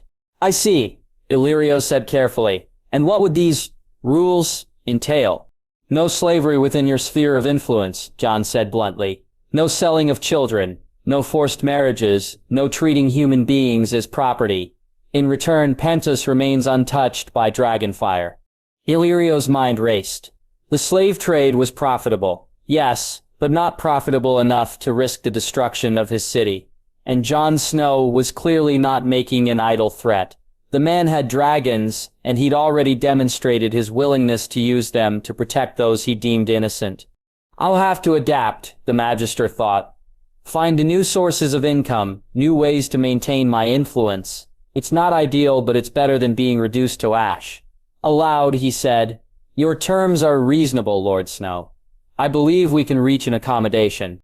"Good," Jon replied, though his expression remained stern, "because if I hear reports of Pentos violating these agreements, I will return. And next time, I won't be here to negotiate." The message was clear, and Illyrio nodded his understanding. Of course, Lord Snow, you have my word as a gentleman of Pentos. Your word as a survivor will suffice, Jon said dryly. Now, if you'll excuse us, the princess and I have much to discuss. As the sun began to set over Pentos, Jon and Daenerys walked together through Illyrio's gardens, away from the prying eyes and ears of the manse. The dragon eggs rested in a specially crafted chest that Daenerys carried carefully, as if it contained the most precious treasure in the world. Tell me about Winterfell, Daenerys said suddenly, her voice soft in the gathering dusk. What was it like growing up there? Jon was quiet for a moment, his thoughts turning to memories of home. Cold, he said finally, a small smile playing at the corners of his mouth. Always cold, even in summer. But beautiful too. The Godswood was my favorite place. Ancient trees, with faces carved into them, older than memory. There was a hot spring that kept the castle warm, and in winter when the snow fell, everything looked like it was made of crystal. It sounds wonderful, Daenerys said wistfully. I've never had a true home. We've moved from place to place, always dependent on the charity of others, always looking over our shoulders. What about your dreams? Jon asked. What do you dream of, when you allow yourself to dream? Daenerys was quiet for a long moment, her fingers tracing the edge of the egg chest. I dream of a place where I belong, she said finally.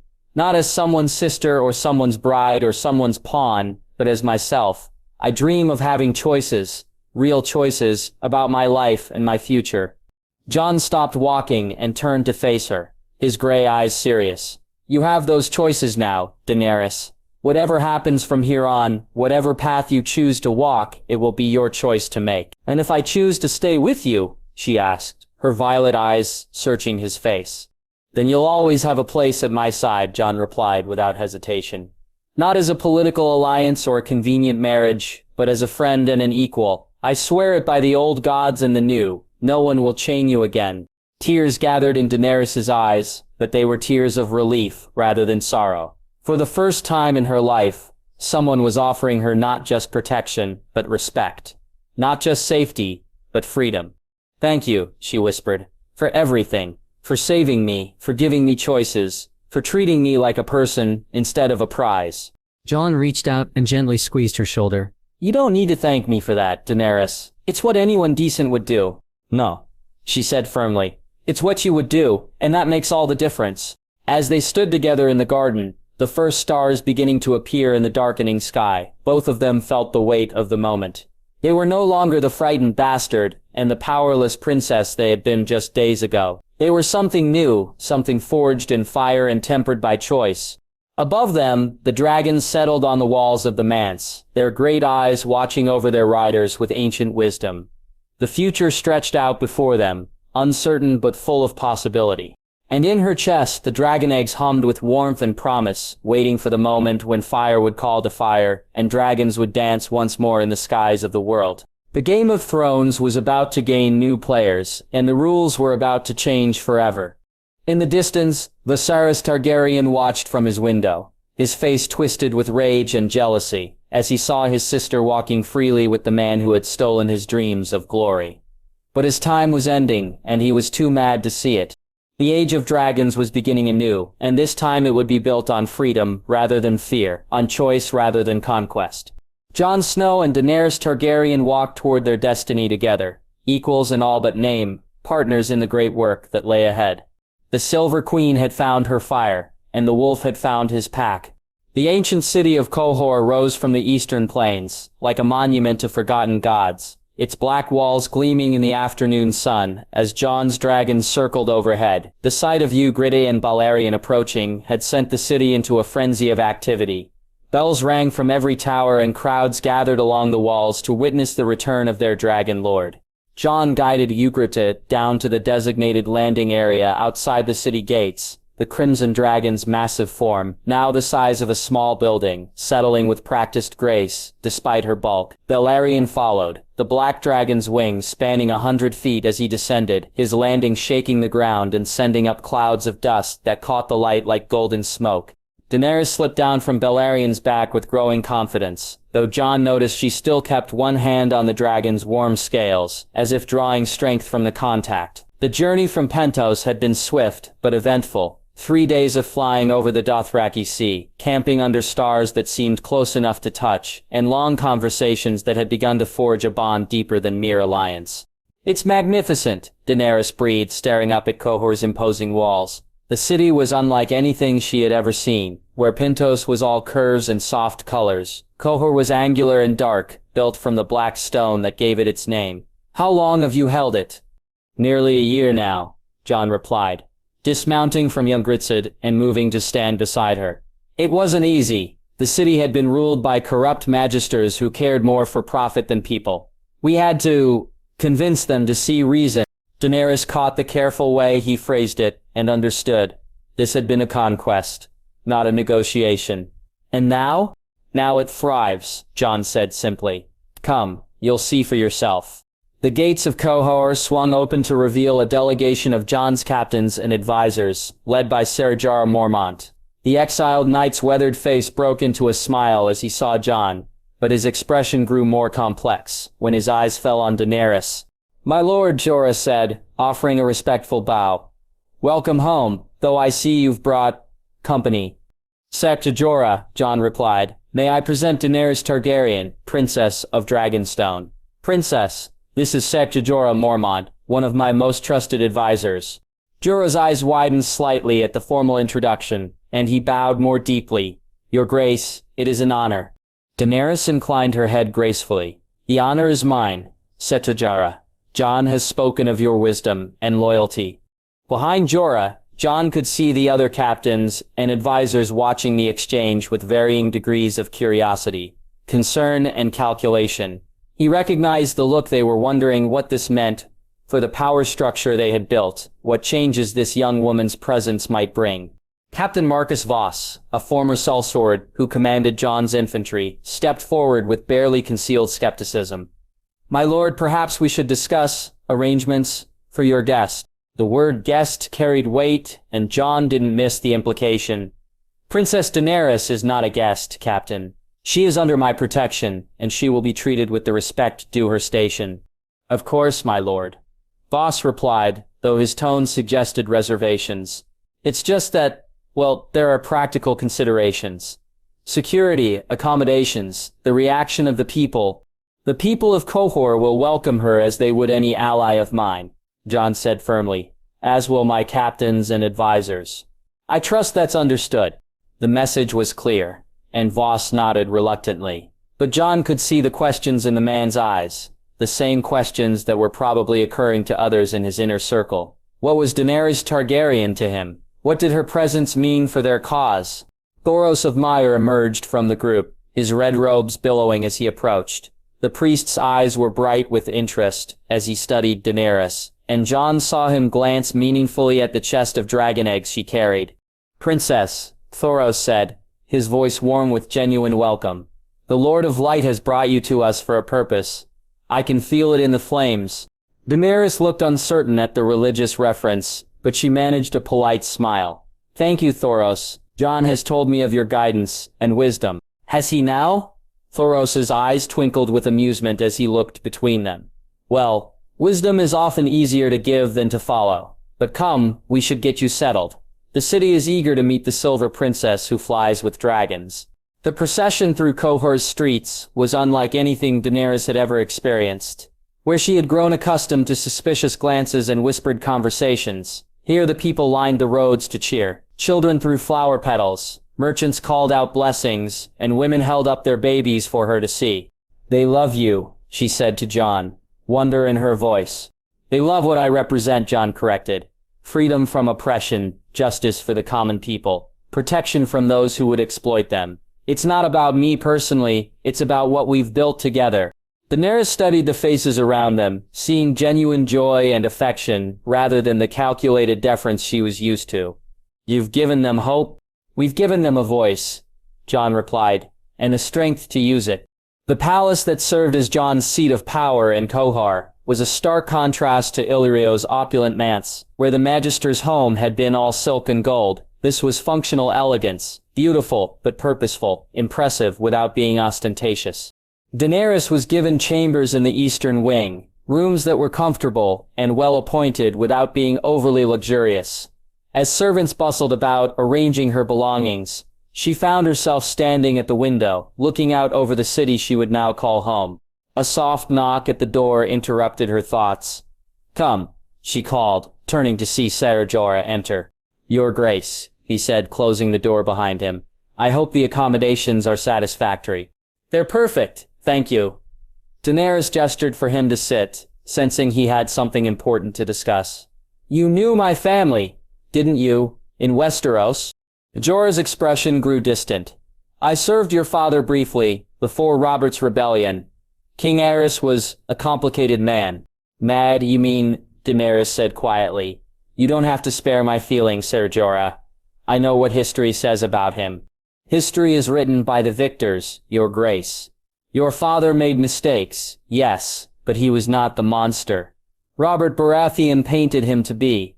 Jorah paused, then added carefully, "Just as you are not defined by his legacy." Daenerys appreciated his honesty. "Jon doesn't seem concerned about my bloodline." "Jon Snow is a remarkable young man," Jorah agreed. "But he's also walking a dangerous path. The captains who follow him are loyal, but they're also practical. They've built something here, something worth protecting. They'll be watching to see what your presence means for that." "And what do you think it means?" Daenerys asked. Jorah was quiet for a long moment. "I think it means change is coming, Your Grace. The question is whether that change will strengthen what Jon has built, or threaten it." That evening, Jon convened a meeting of his inner council in the Great Hall. The circular table around which they sat had been carved from a single piece of black stone, its surface polished to mirror brightness. Daenerys sat at Jon's right hand, her dragon eggs resting in their chest beside her chair. The assembled captains and advisors represented the diverse coalition Jon had built. Former sellswords like Marcus Voss, displaced nobles like Ser Jorah, merchants who had prospered under Jon's rule, and representatives of the various guilds and factions within the city. "Gentlemen," Jon began, his voice carrying easily through the hall, "I've called this meeting to discuss our current situation and future plans. As you all know, Princess Daenerys has joined us, bringing with her both opportunities and challenges." Captain Voss leaned forward, his scarred face skeptical. "My lord, with respect, what exactly is the princess's role here?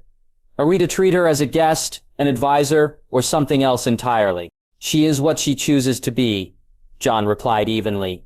"But I would remind you all that she is a Targaryen, with a legitimate claim to the Iron Throne. That makes her a valuable ally." "Or a dangerous rival," muttered Captain Harren Blackwood, a former Westerosi knight who commanded Jon's cavalry. "Two dragon riders, two potential claimants to power. History shows us how such situations usually end." The comment hung in the air like a challenge. Jon's gray eyes grew cold as he stared at Blackwood. "Are you suggesting I should see the princess as a threat, Captain?" "I'm suggesting we should be realistic about the implications," Blackwood replied, though he shifted uncomfortably under Jon's gaze. "The men follow you because you've proven yourself, but loyalty can be fluid when new players enter the game." Daenerys had been listening to the exchange with growing understanding. These men weren't just questioning her presence, they were questioning Jon's judgment. And by extension, they were questioning whether his protection of her was based on political calculation or personal feeling. "May I speak?" she asked, her voice clear and steady. Jon nodded. "Of course." Daenerys rose from her chair, her violet eyes moving around the table to meet each man's gaze. "Captains, I understand your concerns. You've built something remarkable here. Something worth protecting. You're right to be cautious about outsiders who might threaten that." Several of the men looked surprised by her directness. Captain Voss's eyebrows rose slightly. "But I want to be clear about something," Daenerys continued. "I didn't come here seeking power or position. I came here seeking freedom. Freedom from a brother who saw me as property. Freedom from those who would use me as a pawn in their games. Jon offered me that freedom, and I'm grateful for it." She paused, letting her words sink in before continuing. "However, I don't intend to be a burden or a decoration. If I'm to remain here, I want to earn my place. I want to contribute to what you've built, not threaten it." "And how do you propose to do that, Your Grace?" asked Maester Reborn, Jon's chief advisor on matters of learning and lore.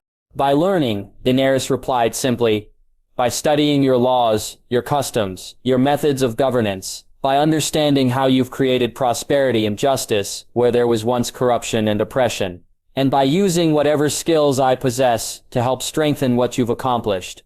The response seemed to catch several of the captains off guard. They had expected either defiance or submission, not this measured offer of partnership. Ser Jorah spoke up from across the table. "The princess has a point. Her knowledge of Valyrian history and customs could be valuable, especially as we expand our influence eastward, and her bloodline, whatever we may think of it personally, carries weight in certain circles." "Pretty words," Captain Voss said bluntly. "But what happens when she decides she wants more than just a place at the table? What happens when she starts thinking about that Iron Throne she mentioned?" The question struck at the heart of everyone's concerns, and Jon could feel the tension in the room ratchet up another notch. This was the moment that would define not just Daenerys' place in their organization, but the nature of her relationship with him. "That's a fair question," Jon said slowly, "and it deserves an honest answer." He turned to look at Daenerys, his gray eyes serious. "Princess, Captain Voss raises a valid concern.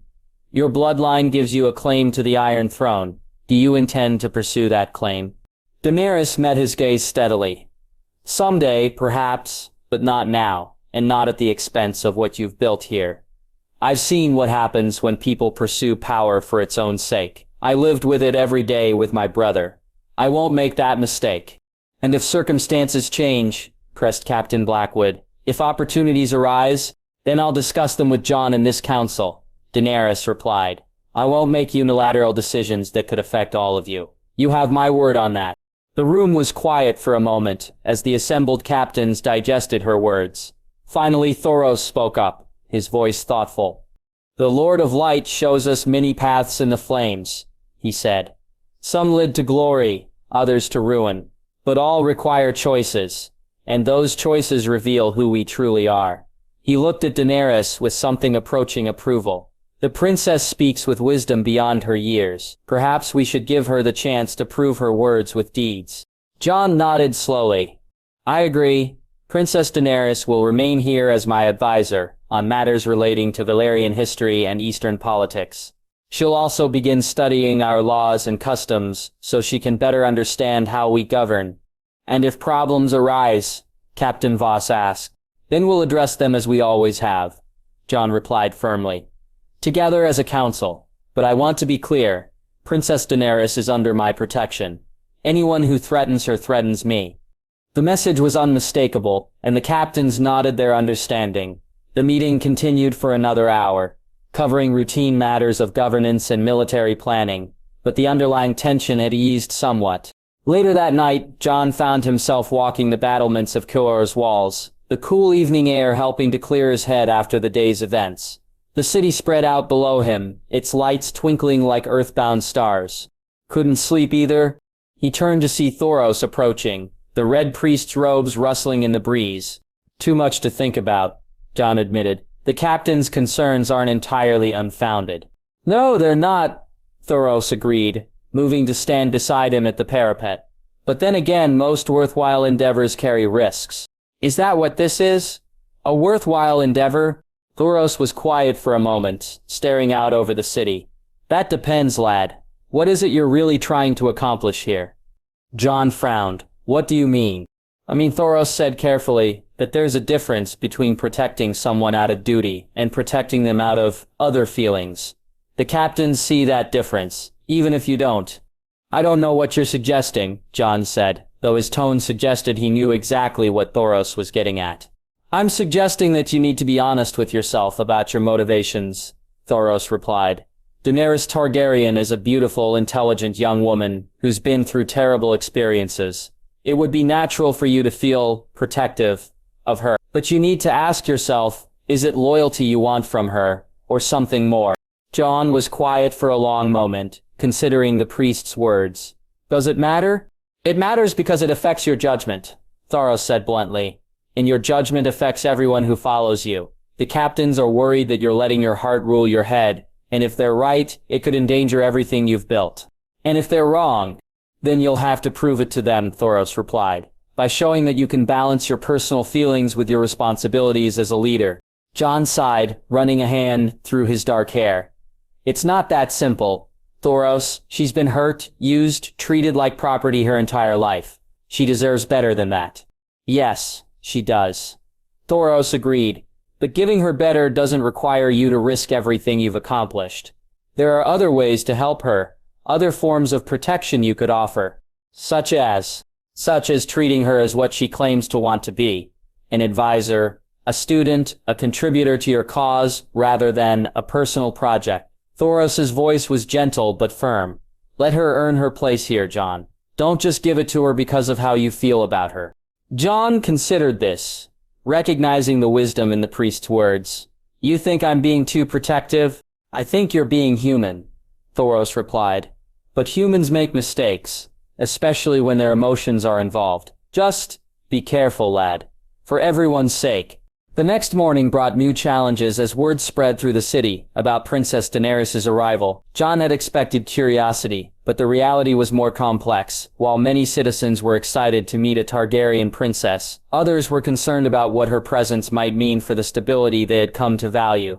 Jon found Daenerys in the palace library, surrounded by books and scrolls as she attempted to understand the legal and administrative systems that governed Kohar. She looked up as he entered, her violet eyes bright with interest. Good morning, she said, gesturing to the materials spread across the table.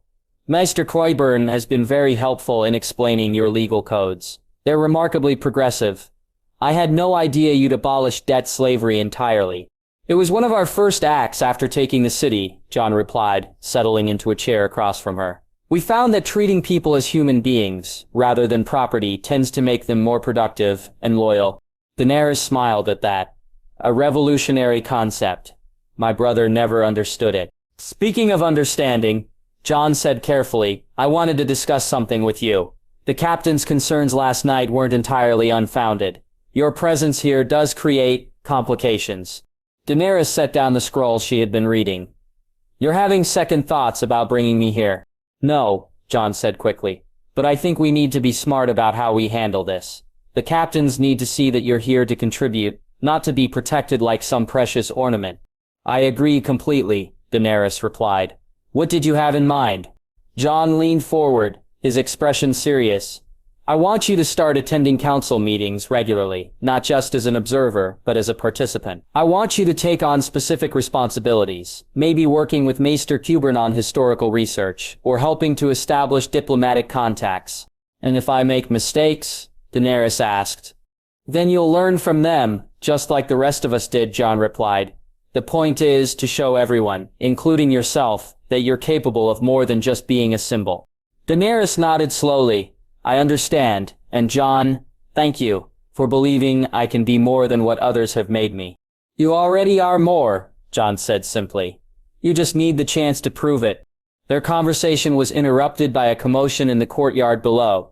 Jon moved to the window and saw a group of riders approaching the palace gates, their banners bearing the sigil of House Blackfyre, a black dragon on a red field. Trouble? Daenerys asked, joining him at the window. Potentially, Jon replied grimly. Those are Blackfyre banners. They're another branch of the Targaryen family tree, with their own claim to the Iron Throne. Daenerys' eyes widened as she recognized the implications. They're here because of me. Probably, Jon confirmed. Word travels fast in the Free Cities. They've likely heard about your arrival and want to assess the situation. What do we do? Jon's expression hardened with resolve. We show them that you're under my protection, and that anyone who threatens you will have to deal with me and my dragons. As they watched the Blackfyre delegation approach, both Jon and Daenerys understood that this was more than just a diplomatic visit. It was a test of their alliance, of their resolve, and of their ability to navigate the dangerous waters of Targaryen politics. The storm of fire that Thoros had seen in his flames was beginning to gather, and soon they would all discover whether they had the strength to weather it. In the distance, Ygritte and Balerion raised their great heads from where they rested in the palace courtyard, sensing their riders' tension. The Age of Dragons was far from over, and the Game of Thrones was about to become more complicated than ever.